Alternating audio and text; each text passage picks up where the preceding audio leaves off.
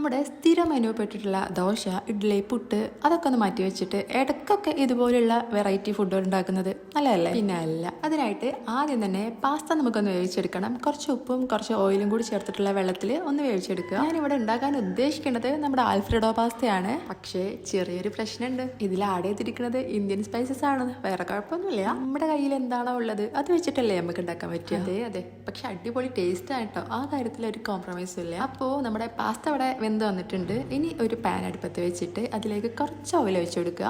Sunflower oil ഒഴിച്ചു കൊടുക്കുക, olive oil ഒഴിച്ചു കൊടുക്കുക. അതിലേക്ക് നമുക്കൊരു പീസ് ബട്ടർ ഇട്ട് കൊടുക്കാം. പിന്നെ ചെറുതായിട്ട് അരിഞ്ഞു വെച്ചിട്ടുള്ള വെളുത്തുള്ളി അതൊന്ന് മൂത്ത് വരുമ്പോൾ അതാ ചില്ലി ഫ്ലേക്സ് ഇട്ട് കൊടുത്തിട്ടുണ്ട്. പിന്നെ കുറച്ച് ഫ്രോസൺ വെജിറ്റബിൾസ് ഇട്ട് കൊടുത്തിട്ടുണ്ട് കേട്ടോ. വെജിറ്റബിൾസ് ഇടണം നിർബന്ധമൊന്നുമില്ല. പിന്നെ കുറച്ച് ഉപ്പും അതിന് ശേഷം നമ്മുടെ ഫ്രഷ് ക്രീമാണ് ഇട്ട് കൊടുത്തിട്ടുള്ളത്. ഫ്രഷ് ക്രീം നന്നായിട്ട് അങ്ങ് ഇട്ട് കൊടുക്കുക കേട്ടോ. കാരണം അതിൻ്റെ ഉള്ളിലൊക്കെ കുറേയൊക്കെ ഉണ്ടാകും. അപ്പം നല്ലവണ്ണം നെക്കി പിഴിഞ്ഞിട്ട് ഞാൻ ഇട്ട് കൊടുത്തിട്ടുണ്ട്.